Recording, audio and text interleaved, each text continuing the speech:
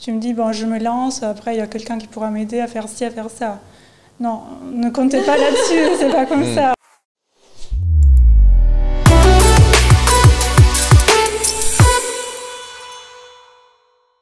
Donc oui, ce sera une discussion très très chill. Déjà merci Thomas et Laria d'être venus et d'avoir accepté de partager votre histoire.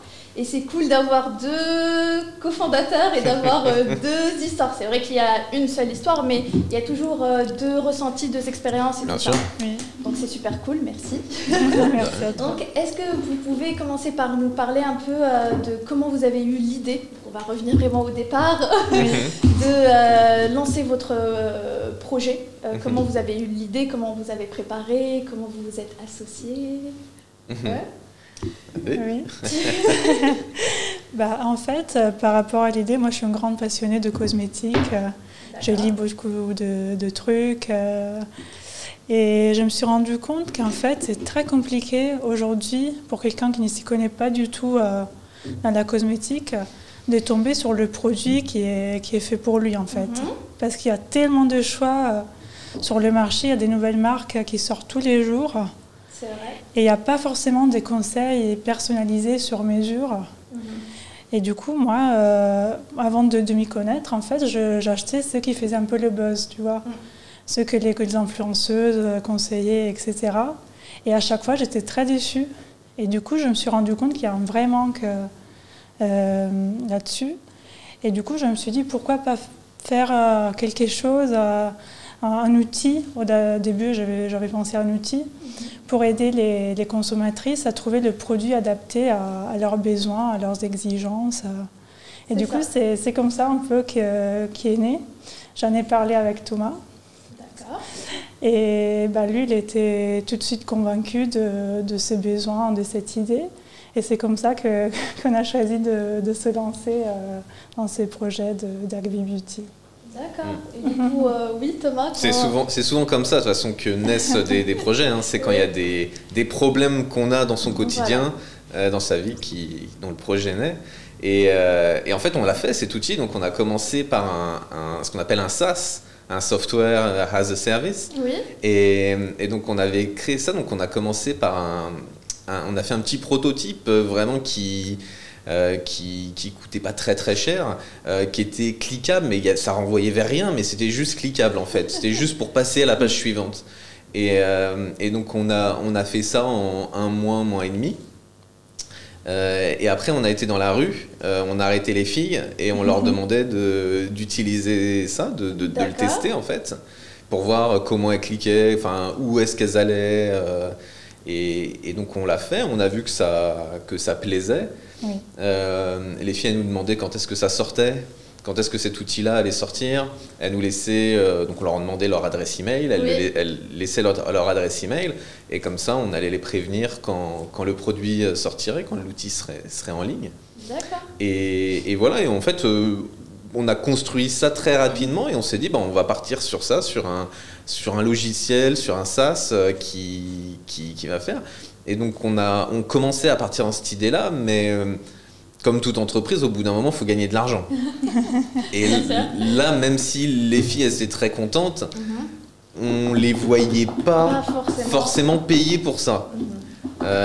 Et donc on s'est dit, en fait, à la fin de l'expérience, donc elles vont répondre à plusieurs questions sur cet outil-là, et à la fin, on va leur proposer de l'acheter soit chez des revendeurs style Sephora, Amazon, tous les grands sites où elles peuvent trouver ces produits-là. Et nous, on prendra une commission, tu vois, en tant qu'apporteur d'affaires sur ça. Et donc, on a lancé ça comme ça, en fait. Et c'était bien ce qu'on a vu, quelques centaines de femmes l'ont utilisé. D'accord, ça bougeait. Donc, voilà, ça bougeait, c'était bien. Et le problème, c'est que on gagnait des centimes en fait, on gagnait des centimes par vente, et c'était pas viable, c'était pas rentable en fait. Et voilà, et donc là, on a décidé de pivoter. On a pris quelques semaines et on a décidé de pivoter pour se dire comment dans la cosmétique, avec du conseil personnalisé, Parce que c'est ça, hein, c'est qu'aujourd'hui, les femmes ne sont pas encore prêtes à payer pour du conseil personnalisé, surtout via Internet. Et donc on s'est dit, il va falloir vendre les produits. Est-ce qu'on en fabrique? Est-ce qu'on devient distributeur? Tu vois? Donc on n'a pas décidé d'en fabriquer, parce que ça c'est encore un autre métier. Et ni Laria ni moi on se sentait de le faire. Et donc on a décidé de switcher, en fait, de pivoter sur un site e-commerce. Et de faire une sélection des meilleurs produits qu'on trouve sur le marché. Voilà. D'accord. En gardant le conseil personnalisé. Oui, aussi. En gardant toujours les conseils personnalisés. On offre à nos clients des consultations gratuites avec des experts beauté, justement, pour les aider à trouver le produit qu'il leur faut. Et du coup, vous avez vu une différence quand même de rentrée d'argent? Ouais, là, tout, ouais. Ah oui, c'est... D'accord. Et du coup, comment vous sélectionnez vos marques? On a 3 critères fondamentaux. On choisit que des marques des niches déjà, qui sont difficiles à repérer ailleurs. On ne sélectionne pas des marques qui sont vendues, par exemple, chez Sephora ou chez Amazon, parce que ce sont des géants, on ne peut pas concurrencer avec eux. Et après, des marques engagées. Toutes nos marques sont cruelty-free. C'est-à-dire pas tester sur les animaux. Pas tester sur les animaux, oui, c'est vrai que pas tout le monde. C'est vrai que pas tout le monde ne connaît.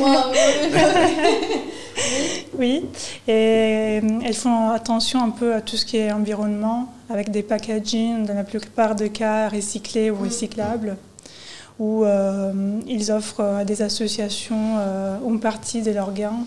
Et du coup, on fait très attention à ces côtés d'engagement des marques. Et après, on regarde l'efficacité du produit. Donc, ça veut dire qu'on regarde un peu ce qui sont les promesses de la marque par rapport au produit. Et on regarde la formulation du produit.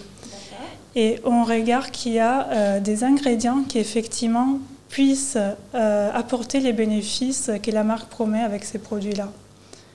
Du coup, on regarde qu'il y a cette correspondance entre les promesses et les ingrédients. Qui fait les recherches? Est-ce que c'est évident de comprendre quel ingrédient fait... Non, c'est pas du tout évident. Voilà. Non, on a un partenariat avec une dermatologue. Et c'est elle qui s'occupe de voir qu'il y a cette correspondance. Et c'est elle qui fait les consultations aussi? Non. Les consultations, c'est une experte beauté qui le fait, c'est une esthéticienne en fait, elle a une formation d'esthéticienne. Et après, certaines consultations, c'est moi aussi qui les fait. Voilà. Donc tu es devenue une experte en beauté? Oui. Tu as un background? Non, j'ai pas du tout un background d'esthétique. C'est avec l'expérience, voilà. J'ai testé beaucoup, j'ai lu beaucoup. Beaucoup d'études scientifiques, beaucoup d'ouvrages et du coup maintenant je peux me considérer un peu experte, oui. Même si j'ai un background complètement différent. Ouais. D'accord. Et du coup, quel background vous avez Moi à la base je suis juriste, du coup rien à voir. Okay. Oui, j'ai travaillé dans un cabinet d'avocats et j'ai choisi de tout changer. Pas parce qu'il ne me plaisait pas, mais parce que j'ai eu cette idée. J'ai eu quelqu'un qui a cru, Thomas.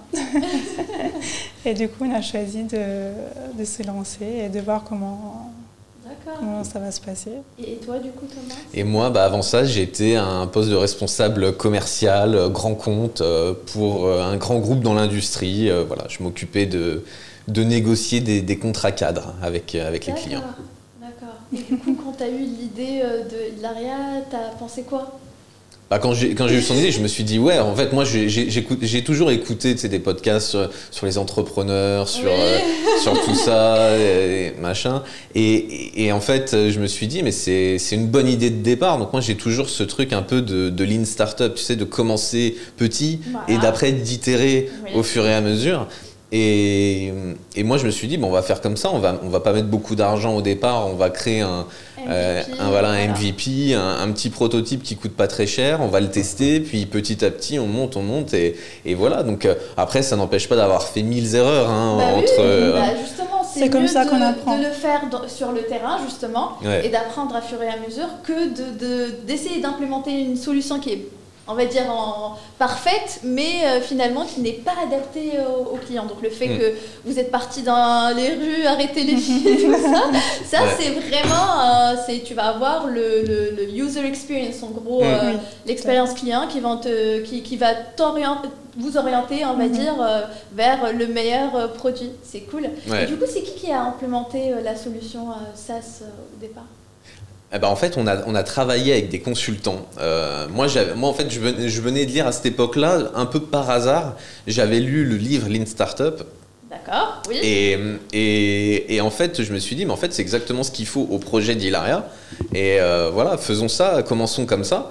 Mais j'étais un peu novice, j'avais jamais créé qu'un outil digital ou autre, et donc j'ai été voir des consultants qui eux étaient spécialisés dans Lean Startup et qui avaient un peu cette manière de faire, cette approche pour itérer, pour prendre un projet et le processiser, on va dire, comment le monter, et voilà, c'est bien on a fait comme ça. Vous êtes allé vers des experts, vous êtes entouré d'experts, que ce soit pour le produit là, ou même sur justement les ingrédients et tout ça dans l'industrie, sur le cosmétique et tout ça. C'est bien parce que parfois on a envie de faire tout soi-même et c'est pas possible, et après on n'est pas expert dans tous les domaines, et c'est important de déléguer les parties aux experts pour s'occuper sur les parties les plus difficiles qu'il faut faire.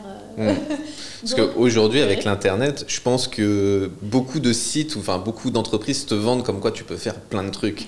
Toi-même, tu peux créer ton site en 2 jours et tout ça, machin.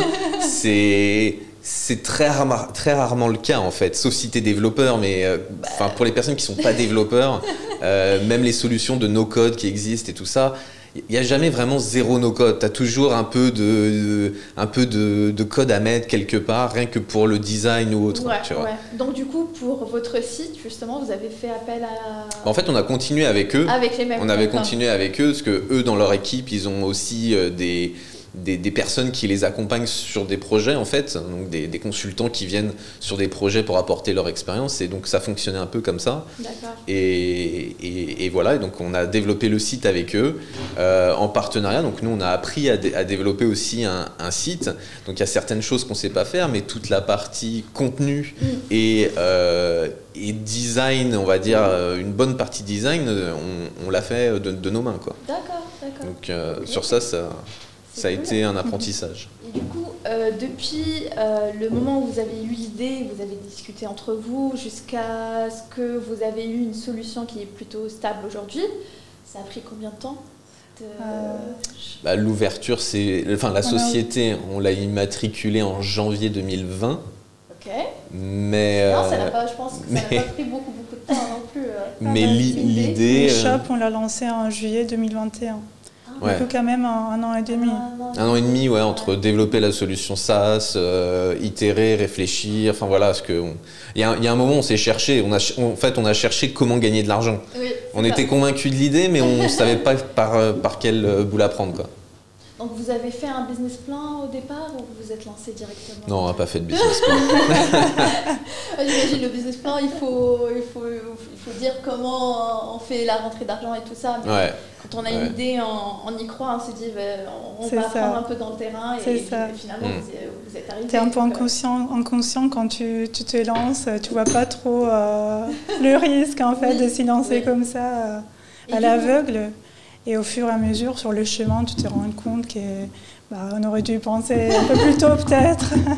Ça. Justement, quelles sont les plus grandes difficultés que vous avez eues, à part l'idée de changer ou de trouver comment avoir de l'argent et tout? Est-ce que vous avez eu d'autres challenges, d'autres difficultés en chemin? S'entourer, déjà, trouver les bonnes personnes pour s'entourer, parce que...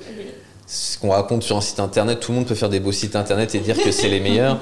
Voilà, c'est ça qui est difficile, c'est de s'entourer. Nous, on a eu de la chance. Mais voilà, on a eu de la chance avec les consultants qui nous accompagnent aujourd'hui sur le marketing autre, et de la chance avec ceux qui nous ont aidés aussi dès le départ. Mais j'ai entendu tellement d'entreprises qui, à cause d'un freelance ou autre, ils se sont plantés. Donc, Et vous, c'était le premier choix qui a marché? Oui, c'est le premier choix. On est toujours avec eux. D'accord. Bon, on faisait plus appel à l'instinct. Hein. C'était plus l'instinct, la relation, comment ça fitait entre, vous êtes rencontrés, entre nous. Pas forcément, non. C'était peut-être le confinement à l'époque. Ouais, pas encore. Non, mais c'est vrai que pour les consultants marketing, Pour les consultants on les a pas, marketing. on s'est jamais vus. On fait tout par, on fait tout par Zoom. Hein. Mais vous étiez bien avec eux, ça passait bien et tout, ouais. et donc ok. Et du coup, en parlant de confinement, est-ce que ça vous a découragé un peu ce qui passe jusqu'à aujourd'hui? Surtout au début, quand on était un peu dans l'inconnu, on savait pas si ça allait rester longtemps et tout. Pas vraiment, parce que vu que les boutiques étaient fermées, forcément les achats passaient par Internet. Du coup, on s'est dit on est dans la bonne direction. Internet prendra toujours plus de place dans la vie des consommateurs. Du coup, on s'est dit que c'était le bon choix. Après, certes, c'était plus compliqué pour rencontrer des personnes qui nous accompagnent pendant le parcours, en fait. Mais sinon, je trouve que ça ne nous a pas impacté plus que ça. Non, parce qu'on était en train de créer le site e-commerce à ce moment-là. Donc nous, on était déjà en train de le créer, en fait. Donc, vous étiez tranquille. On était en train d'y réfléchir. Là. On était en train de réfléchir au design et tout, au contenu. Donc, D'accord. Et ok, du coup ça c'est sur le projet. Est-ce que vous pouvez me parler un peu plus comment vous vous connaissez entre vous et comment vous avez décidé de se lancer dans un projet qui est vraiment un gros, de lancer une entreprise à deux, c'est comme un engagement. Donc est-ce que vous vous êtes senti, bon, puisqu'aujourd'hui vous êtes ensemble, c'est que oui, vous vous sentiez prêt à le faire, mais est-ce que vous avez réalisé que c'était un engagement et que c'était important de Oui, vous comprenez un peu? Parce qu'on connaît pas mal de projets qui justement n'ont pas marché, pas à cause de l'idée, mais plutôt des personnes qui de l'équipe. Voilà. Et dans d'autres cas, le projet marchait grâce à la relation qui était entre les associés. Mais après, c'est pas évident. Donc, nous, on est ensemble dans la vie, en fait, déjà. Donc, en couple. Ça rajoute un peu plus de space. Oui, donc je la connais. Alors c'est encore moins peut-être évident puisque le travail s'arrête vraiment jamais en fait. Voilà. Mais je la connaissais déjà, tu vois. Okay. Donc on s'est pas lancé comme ça sans se connaître. Oui, je sais. Mais je me suis dit peut-être amis, peut-être dans la famille et tout. Ouais. En couple, c'est encore plus challengeant, je dis. Ouais. Non, mais c'est vrai qu'il y avait des fois le week-end où on parlait de travail alors que c'était pas le lieu. Ouais. Oui, mais ça, vu que c'est votre projet, ça va devenir un peu le sujet de H24, on va dire. Tous les jours, c'est un peu notre quotidien, on vit à Gabi. Oui, et du coup, est-ce que vous avez senti que c'était un peu challengeant pour vous? Est-ce que ça a affecté un peu? Après, c'est parce que moi, vous allez le voir, mon associé, c'est mon frère. Ouais. D'accord. Et on s'entendait depuis qu'on était petits, on avait le même mindset et tout ça. Donc on s'est dit, si on allait lancer un projet, ce sera à nous deux, ça sera plutôt bien. Ouais. Alors qu'en général, on nous dit, il faut faire attention avec la famille, il y a des tensions et tout ça. On s'est dit, si on allait le faire en famille, ça sera la bonne combinaison, on va dire. Mais c'était vraiment challengeant parce que dans le mindset, on avait les mêmes idées, mais dans l'exécution, on avait des petites des différences et il y avait cette petite tension et c'était le confinement, on était dans la même maison, on était vraiment... Donc ça créait beaucoup de petits conflits qu'on essayait de régler à fur et à mesure. Donc c'est pour ça que je posais un peu la question. Non, il n'y a pas eu vraiment de conflit, parce qu'on avait chacun un peu notre rôle. Voilà. Moi, oui. donc on se marchait pas. Chacun nos spécificités. Donc chacun son scope. Ouais. C'est ça la solution pour vous. Voilà, donc c'est ça.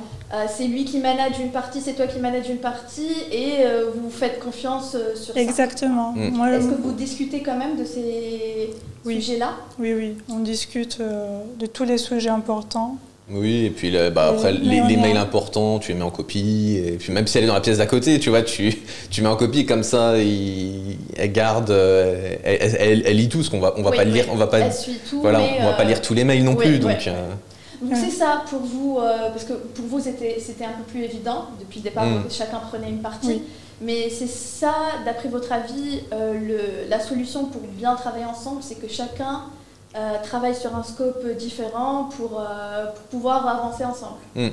Parce que quand il y a plusieurs personnes sur le même sujet, justement, à un moment donné, on ne va pas y arriver. Si moi je vois rouge, toi tu vois vert, on ne va pas y arriver. Voilà. Toi, tu es ingénieur, c'est ça? Oui. Et donc, ton frère, il n'est pas ingénieur?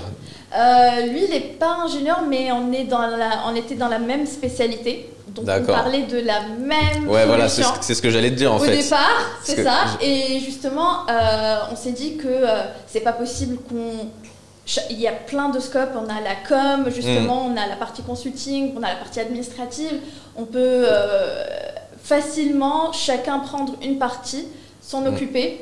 Mais c'était pas évident quand on a un peu envie d'avoir un peu la main un peu partout. Parce qu'on s'y connaît un peu, on va dire, de la même manière. Mais c'est vrai que lui, il s'occupe plutôt plus de la partie... lui, il a fait finance, il a fait économie, gestion, mais il s'est spécialisé sur la partie business analysis. Et moi, un peu plus sur la partie... Moi, je suis dev. Donc, sur la partie implémentation de solutions, etc. Donc, avec le temps, mais au départ, c'était toute la structure. Donc, on était tous les deux impliqués. Et après, avec le temps, chacun a pris son rôle.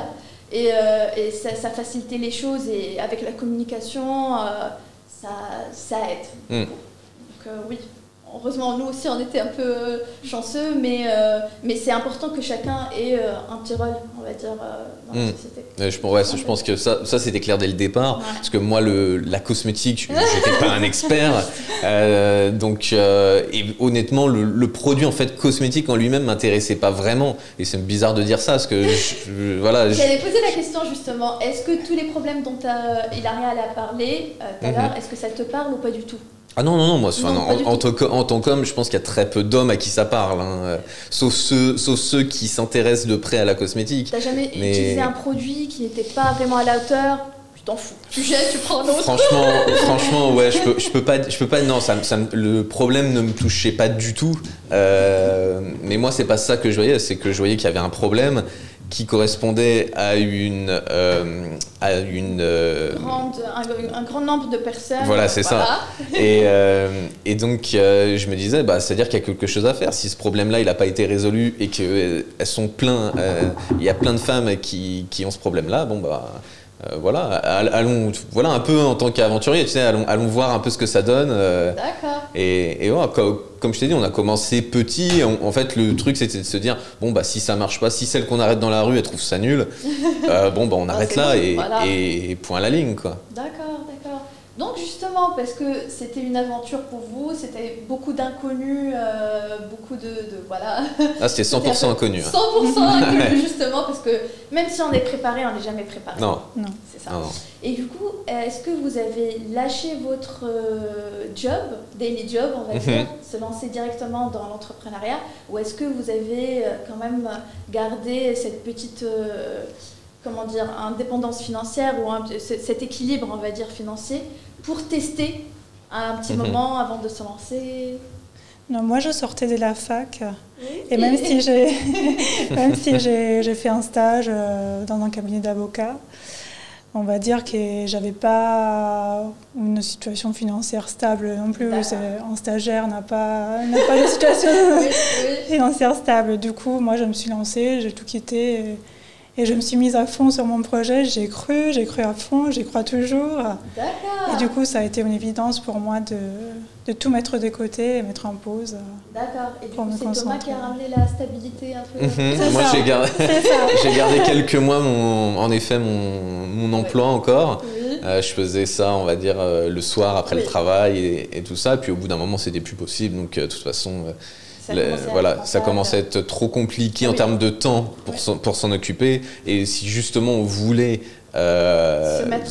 voilà, développer le business un peu plus, il fallait se mettre à 100% dessus. Donc voilà, j'ai décidé de me mettre dessus à 100%. C'est vrai. Et du coup, vu que tu as eu cette expérience où tu travaillais, tu avais ton travail pendant la journée, tu rentrais le soir pour travailler sur ce projet, j'imagine les week-ends aussi. Ouais, c'est ça. C'était quoi le truc le plus challengeant le temps ou c'était plutôt dans ta tête, tu étais très concentré sur ce projet-là et il n'y avait pas autre chose. Ou les deux. En fait, j'étais à fond sur ce projet-là, donc même le matin avant de commencer à travailler, je pensais, je notais des trucs auxquels j'avais pensé, tu vois. Pause de déj, ok, je réfléchis à ça. Voilà, le soir c'est aussi. ça. Ouais.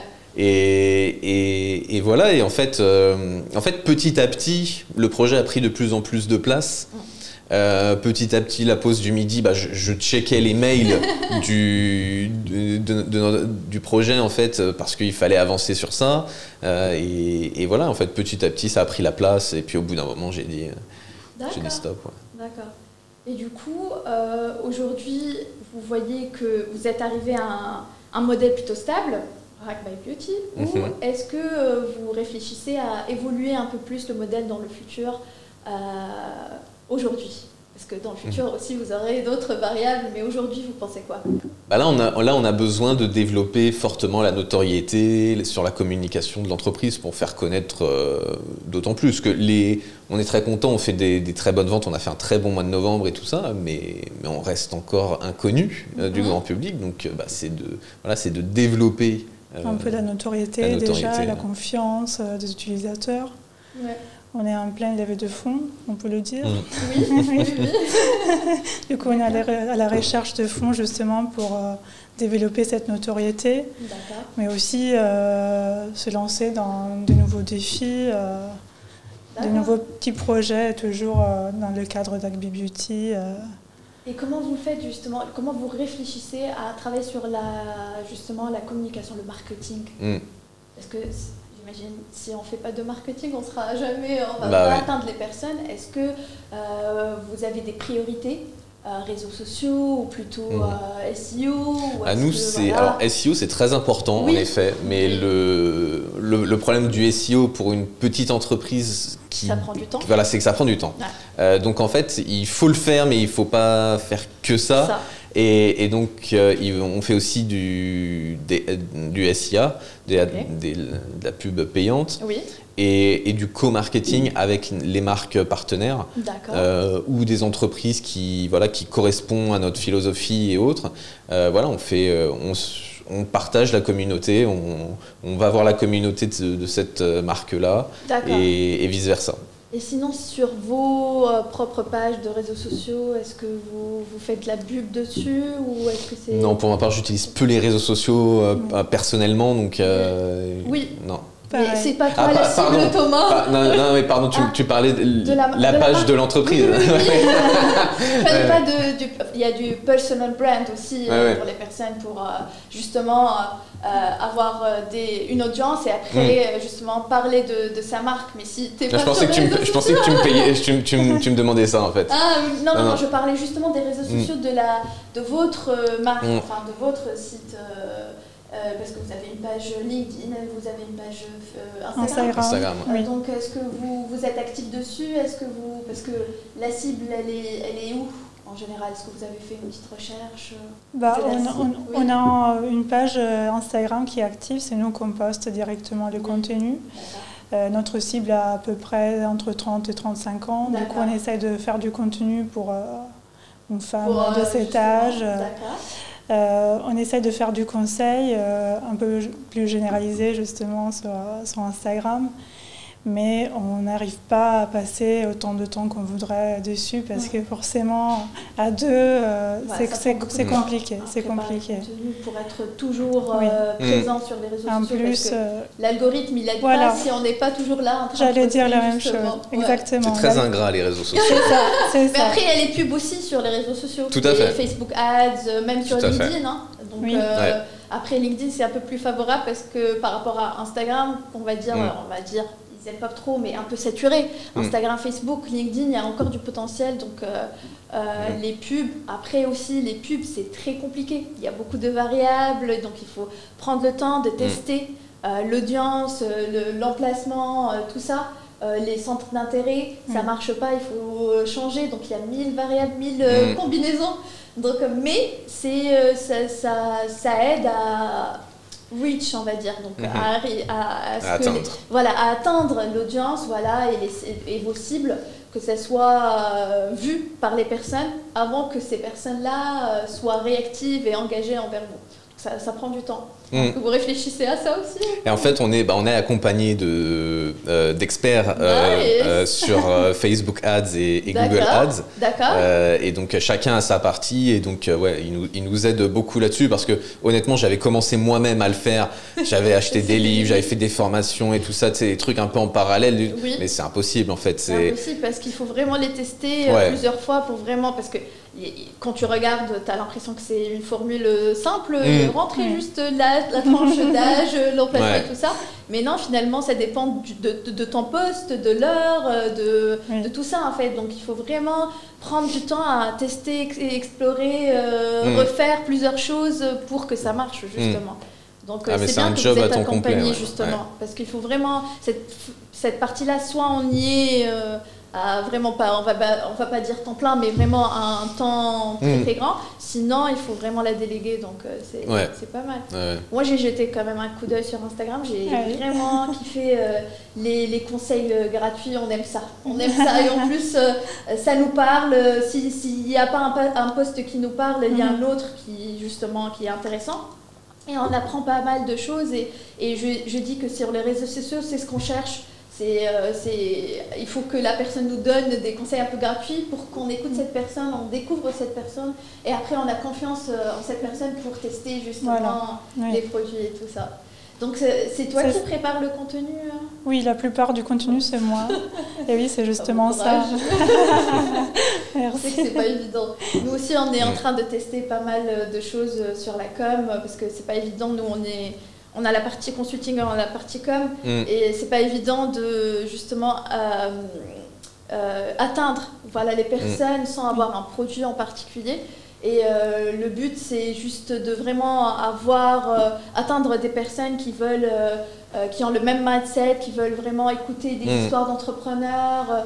Parce que justement, comme toi avant, et même moi avant de lancer la société, j'écoutais vraiment pas mal d'histoires et il n'y a pas assez d'expérience en fait, parce que chaque expérience elle est différente de l'autre. Donc après, quand on se lance dans notre propre expérience, on trouve d'autres variables et d'autres difficultés, on va dire. Donc on essaie de partager le maximum d'histoires et puis voilà. Donc petite question, du coup Hilaria, peut-être à toi et aussi à Thomas. Si aujourd'hui tu reviens avant de lancer ta boîte, avec une petite machine de temps, pour donner un conseil à Hilaria il y a 2 ans, on va dire, et à toi aussi Thomas, tu peux réfléchir le temps. Déjà, je lui dirais de faire une étude de marché un peu plus en profondeur. On essaie de lancer, de faire un business model peut-être, parce que c'est vrai que de se lancer à l'aveugle comme ça, ou presque comme on a fait, c'est pas peut-être la meilleure solution, surtout parce que tu perds beaucoup de temps, beaucoup d'argent. Après peut-être que ça marche. Mais on apprend. Oui, on apprend, c'est sûr. Mais à quel coût on apprend? On aurait pu gagner un peu de temps. Voilà. Du coup, je dirais ça, de réfléchir peut-être un peu plus à ce côté business model. D'accord, donc tu vas lui donner un peu de pistes de recherche, mais tu ne vas pas lui donner un conseil gratuit pour gagner du temps. Non. Tu n'as pas une astuce pour elle? Comme ça, là, je sais pas, Thomas, tu peux me dire. Non, mais pour répondre à ta question, moi, ça serait un peu, pas l'inverse, mais presque, ça serait d'échouer plus rapidement. C'est-à-dire, tu vois, de commencer le SaaS qu'on a fait, d'aller encore plus vite et de se rendre compte que ça marche pas et de tout de suite passer à autre chose. Parce qu'en fait, on a trop creusé en essayant d'essayer de trouver une solution à un problème qui visiblement, les clients n'étaient pas prêts à payer pour ce qu'on leur fournissait. Ouais. Et en fait, il n'y avait pas de solution à ça. C'est juste qu'elles sont prêtes à payer ou elles ne sont pas prêtes à payer. Et dans ce cas-là, elles n'étaient pas prêtes. Et en fait, nous, on a voulu quand même essayer de trouver une solution. On a perdu voilà, quelques semaines, plusieurs semaines à essayer de réfléchir sur ça. Donc voilà, on aurait été plus rapide encore dans l'exécution de l'entreprise. D'accord, c'est bien, c'est bien. Et du coup, votre conseil aux personnes, donc c'est pas vous, aux personnes qui voudraient se lancer dans un projet Déjà, qui soit similaire au vôtre. Déjà d'y croire à fond. Si l'idée est bonne, croyez à fond parce que personne ne le fera à votre place. Même pas votre entourage, vous pensez avoir une aide à côté. Mais non, en fait, quand tu es entrepreneur, il faut compter surtout sur toi-même. Et du coup, croyez. et voilà, après, oui, réfléchissez bien quand même, en tout cas, avant de vous lancer. Parce que c'est pas si simple qu'est-ce que comment on pourrait croire, en fait. Et justement, c'est pour ça qu'il faut y croire, parce que c'est pas évident. Donc, si on ne croit pas à l'idée, on va lâcher rapidement. Donc, il y a pas mal de personnes qui trouvent des idées qui sont pas mal, mais ils n'y croient pas assez. Et du coup, ils se lancent, c'est un peu difficile, ils ne voient pas directement le potentiel, ils passent à autre chose. Ou surtout, on s'attend à une aide, justement. Si tu me dis, bon, je me lance, après, il y a quelqu'un qui pourra m'aider à faire ci, à faire ça. Non, ne comptez pas là-dessus, c'est pas comme ça. Tais-toi tout seul. D'accord. Et du coup, oui, c'est ça que je dirais. Je pense que la résilience, c'est un peu un mot, pour l'entrepreneur, c'est un mot qu'il doit avoir. Enfin, tu vois, c'est que peu importe quand la semaine elle se passe mal, il faut que la semaine après, il soit encore motivé par son projet. Et comment du coup garder la motivation ? Je pense que c'est au fond de soi. Je sais pas s'il y a vraiment. Je sais pas si tu peux entretenir ça. Tu vois, il y a pas. Il faut y croire. Il faut y croire. Ouais. Mais il y a des moments où on se sent pas vraiment toujours motivé. Donc, vous faites quoi en général ? Vous laissez passer ce moment jusqu'à ce que vous vous retrouvez mieux rechargé ou... Voilà, c'est ça. Il faut que le moment passe. Et le lendemain, ça sera mieux. Tu croiras encore, peut-être. Ouais. D'accord. Il n'y a pas un secret là-dessus. Il n'y a pas de secret, justement. On essaie de donner quelques conseils, mais finalement, non, il faut vraiment... Il faut essayer, il faut y croire et essayer. Ouais. Et du coup, c'était quel moment était votre meilleur moment dans cette expérience d'entrepreneuriat? Et peut-être aussi le moment le plus difficile? Vous voulez partager? Le meilleur moment pour ma part, ce sont les retours des clients. Quelquefois, on reçoit des petits messages où ils nous remercient pour le conseil. Ils nous ont dit « Ah, on a trouvé le produit qu'on cherchait, merci beaucoup ». Et là, ça te remplit le cœur. Ça fait tellement du bien de dire « J'ai réussi à contenter quelqu'un », tu vois. Oui. Et du coup, pour moi, c'est vraiment ça, cette satisfaction d'avoir réussi à apporter un peu de bonheur à quelqu'un. Oui. Et le moment le plus difficile? C'est moi qui fais le moment le plus difficile. Le moment le plus difficile, c'est peut-être quand justement tu dois arrêter. Quand on a dû arrêter le SaaS, on a dû prendre une décision qui était de mettre tout ce qu'on avait fait, plus ou moins, 90% de ce qu'on avait fait à la poubelle, pour passer sur autre chose. Donc voilà, c'est un peu de faire le deuil de quand tu vois que ça marche pas, de faire le deuil de cette expérience, de ce que tu as mis en termes de temps, d'argent, de motivation et tout ça, pour passer à autre chose.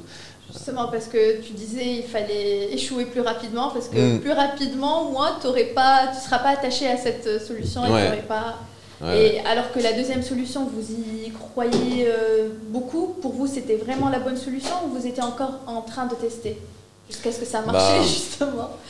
Pourtant, on s'était dit, quand on a commencé le projet, on s'était dit, faut pas faire d'e-commerce. On a dit jamais on fera ça. Jamais. Il y en a d'autres. Il y a beaucoup d'acteurs sur le marché. Après, on vend tous des crèmes, mais d'une façon différente, on va dire. Ouais. Mais c'était ça qui nous faisait peur. Après, les coûts du marketing qui sont immenses. Ouais. Mais après, vous étiez un peu différent parce qu'il y a du conseil. Pas que parce qu'il y a des boutiques qui vendent d'autres marques. C'est ça. C'est ça. On voit bien ça sur le site. Moi, je vous le dis depuis. Je suis rentrée un peu partout sur les sites et tout. Et on voyait bien le côté conseil avant d'aller voir les marques, justement, et ça c'était cool parce que c'est un peu différent par rapport aux autres. Oui. Bah, c'est le parcours client, on l'a réfléchi différemment. En fait, c'est pas un e-shop véritablement. Au départ, à la base, c'est un site de conseil. De conseil, voilà. Voilà. Et après, il y a une partie e-shop qui, en fait, permet de gagner de l'argent comme toute entreprise. Mais à la base, c'est un site de conseil. D'accord. Et du coup, pour vous, quel sera le succès pour vous, pour Hackabee? Oui, le best case scénario dans... Bah, c'est le développement, c'est que de démocratiser le secteur sur lequel on est, donc la clean beauty, voilà, de démocratiser ça, qui est encore très peu connu, qui est beaucoup plus connu aux États-Unis, mais qui est encore très peu connu en Europe. Donc déjà de la démocratiser, que ça rentre un peu dans les mœurs, que les femmes et les hommes aussi s'intéressent de plus en plus à consommer mieux pour soi, pour la planète, pour son porte-monnaie, tu vois, voilà. Et c'est un peu ça. Et puis bah, après, en termes de développement, de conquérir l'Europe, c'est ce qui nous motive.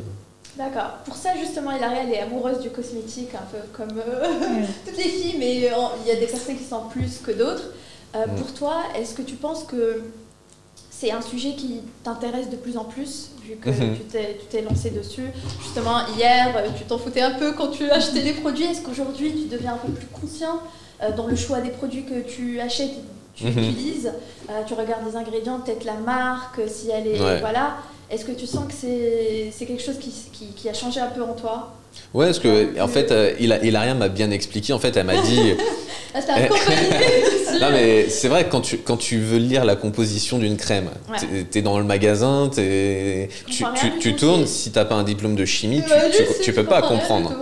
Et en fait, c'est ça le truc, c'est de réfléchir pour le consommateur comment lui faciliter la vie pour acheter une crème qui est une chose basique et qu'il l'achète le mieux possible. Et moi, ça m'a fait changer cette perspective parce que je me suis dit, bah, s'ils font ça dans la cosmétique, bon déjà la cosmétique, il y a des milliers, des millions de produits qui existent, mais ils font ça, enfin tu vois, tu peux mettre ça dans l'alimentaire, tu peux mettre ça dans la mode, je veux dire, après c'est un changement sociétal, tu vois, c'est un changement de consommer mieux. Mais dans l'alimentaire, ça a commencé déjà. Ça a déjà commencé, c'est déjà donc, par rapport aux cosmétiques, là, ça commence petit à petit à parler de justement de tout ce qui est clean, de tout ce qui est aussi cruelty free, tout ça. Avant, on ne parlait pas du tout, et donc c'est important. Donc, tu penses que tu pourras un peu pousser ça vers... est-ce que ça te parle d'éduquer un peu les hommes sur ce sujet-là, ou pas, parce que ça parle, parce que les hommes aussi ils utilisent pas mal de produits, que ce soit de cheveux ou de barbe ou de voilà, donc ils sont aussi concernés par ce sujet. Est-ce que tu penses que il y aura du conseil dans votre site un peu spécialisé pour les hommes dans le futur? Oui, on va y arriver de toute façon. Non, mais c'est sûr. Hein.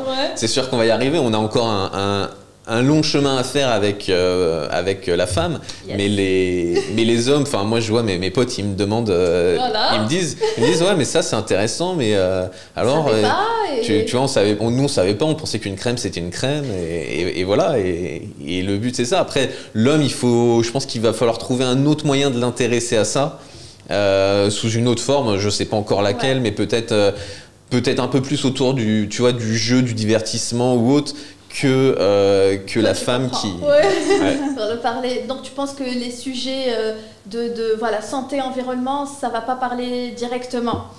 Si, parce que avec l'âge peut-être. La société elle évolue aussi, tu vois. Tout le monde est plus conscient de ce qui se passe et de sa propre consommation. Mais déjà ça arrive chez la femme, ça mettra encore quelques années à arriver pour l'homme. Ok, d'accord, ok. Très bon sujet. Eh ben, merci beaucoup Merci à toi. Merci à toi, si Safa. vous voulez parler d'un autre sujet, je pense qu'on a fait le tour. Hein. Je pense qu'on a fait le tour. On a fait le tour du début du lancement, de ce que aujourd'hui vous êtes arrivé et dans les aspirations futures aussi.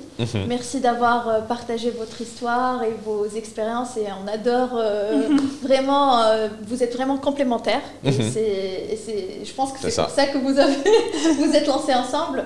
Et j'espère qu'on aura un autre podcast dans le futur. Et vous nous parlerez aussi de l'évolution de votre projet. Avec plaisir. Je vous souhaite beaucoup de succès parce que c'est un très beau projet. Merci. Bonne continuation à toi aussi. Merci.